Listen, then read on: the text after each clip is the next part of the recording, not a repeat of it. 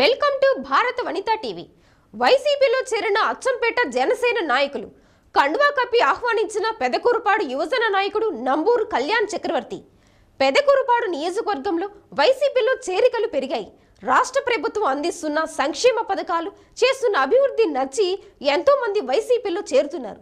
అచ్చంపేట మండలం అచ్చంపేట గ్రామానికి చెందిన జనసేన నాయకుడు కొమరాల రమేష్ వైసీపీలో చేరారు.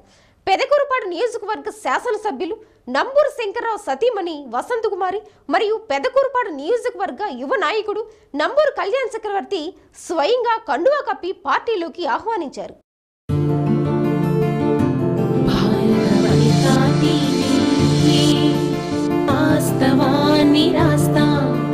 నిజాన్ని చెబుతా భారత వనితా టీవీ.